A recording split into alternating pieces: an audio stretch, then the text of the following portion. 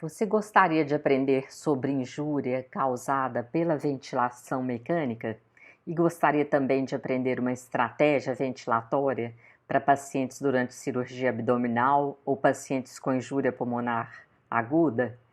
Então vem comigo.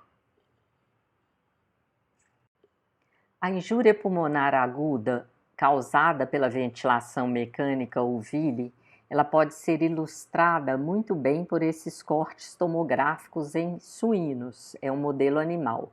Na primeira tomografia à esquerda, a gente vê opacidades entre a pleura visceral e a pleura parietal.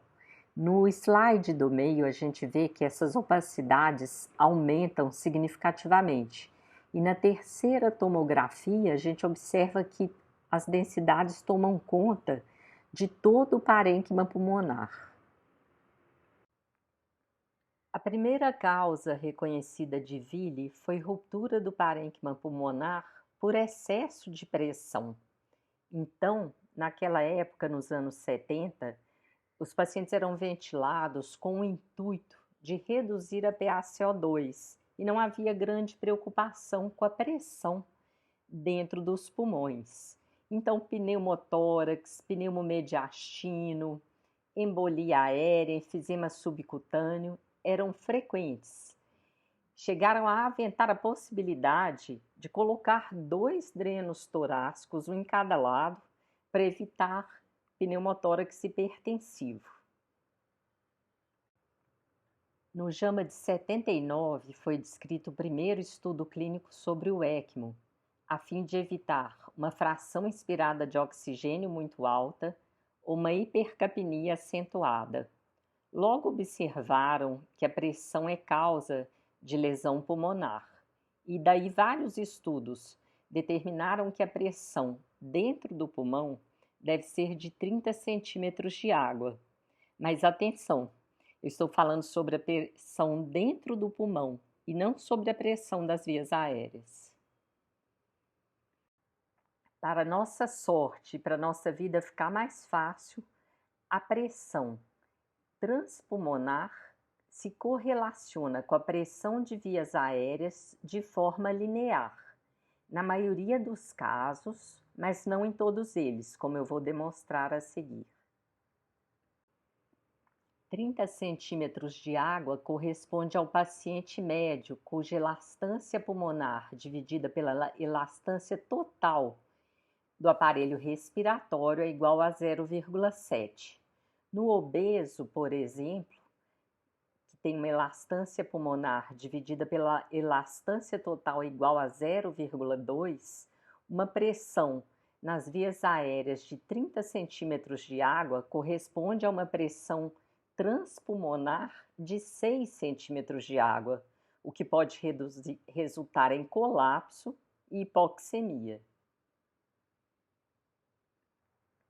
Em 2000, este estudo, chamado ARMA, foi publicado demonstrando que volume corrente de 12 ml por quilo associa-se a uma maior mortalidade do que um volume corrente de 6 ml por quilo. Então, como a gente fica?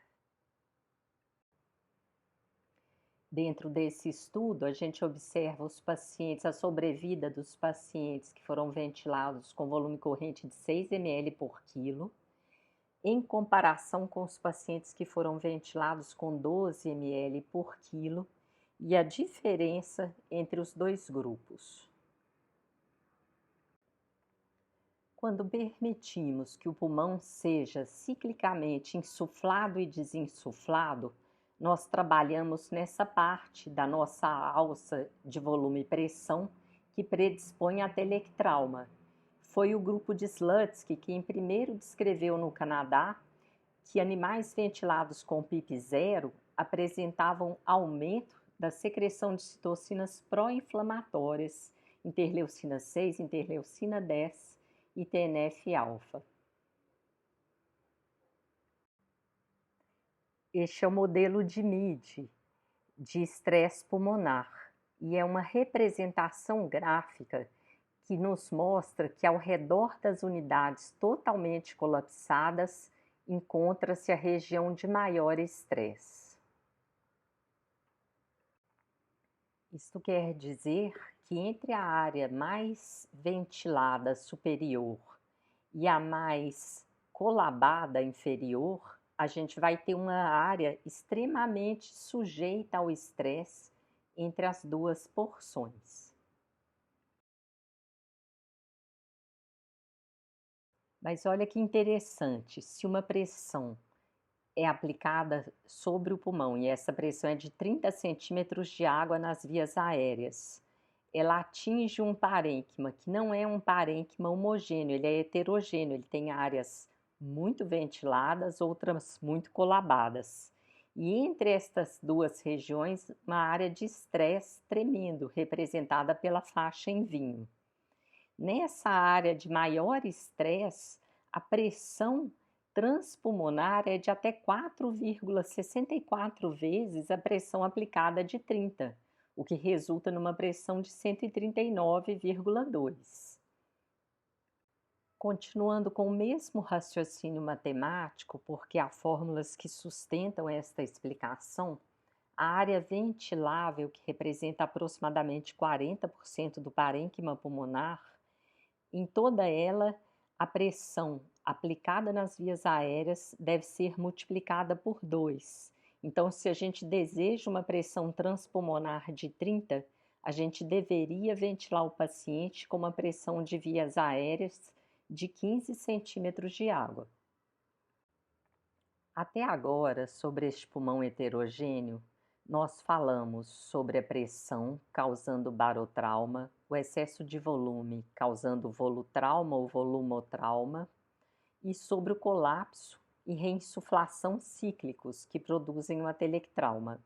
E agora a gente vai abordar um pouco sobre o ergotrauma, que pode ser produzido tanto pelo fluxo quanto pela frequência respiratória. O fluxo ele deve ser considerado como uma taxa na qual uma determinada deformação, tensão ou strain ocorre no pulmão. Como o pulmão é viscoelástico, quanto maior a deformação, tensão ou strain, tanto maior a resistência desenvolvida na matriz extracelular. Este processo envolve energia, essa energia dissipada no parênquima pulmonar. E quanto mais heterogêneo for o parênquima, maior a dissipação da energia. Também, quanto maior for a frequência respiratória, maior será essa energia. Infelizmente, nós não sabemos o limiar de injúria por fluxo. Este conceito, até o momento, é uma simplificação que funciona em modelos experimentais animais. Se um dado volume corrente for perigoso a 10 incursões respiratórias por minuto, imaginem a 20 incursões respiratórias por minuto. Pode ser também que a injúria só ocorra após um certo número de deformações. Por isso, a influência da frequência respiratória ela é intuitiva, mas também já foi demonstrada em modelos animais. Então, na fisiopatologia da injúria por lesão mecânica, a gente sempre tem que ela deflagra a ruptura de hialuronano na matriz extracelular. É o que a gente visualiza aqui à direita, há uma redução de fibra colágena e uma redução da fibra elástica, dos slides superiores para os inferiores. Consequentemente, pode haver aumento de permeabilidade capilar e sempre há inflamação, e quase sempre edema. Recapitulando então, nesse estudo ARMA de 2000, eles demonstram que volumes correntes de 12 ml por quilo associam-se a maior mortalidade do que a ventilação com volume corrente de 6 ml por quilo em pacientes com injúria pulmonar. Nessa publicação, a ventilação é protetora para a cirurgia abdominal se o volume corrente for de 6 a 8 ml por quilo e a PIP de 6 a 8 centímetros de água. E aqui são solicitadas manobras de recrutamento dos alvéolos logo após a intubação e a cada 30 minutos no decorrer da cirurgia.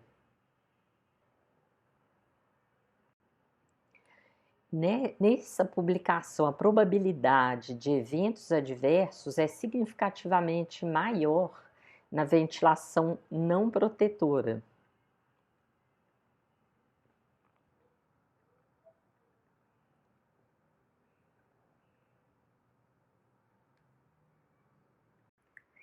Então, qual seria a estratégia para se ventilar um paciente durante cirurgia abdominal ou inicialmente um paciente com injúria pulmonar aguda? A gente deveria usar uma ventilação protetora pulmonar, que geralmente é o que está aparecendo na tela, um volume corrente de 6 a 8 ml por quilo, uma PIP de 6 a 8 centímetros de água e, no caso da cirurgia, manobras de recrutamento. O mais importante é que a gente individualize essa ventilação de acordo com as curvas, as medidas de pressão e também se o paciente é obeso ou não. A gente vai falar na próxima aula de driving pressure e também de poder mecânico na ventilação. Estas são as nossas referências. Até breve, quando vamos conversar sobre driving pressure. Até mais.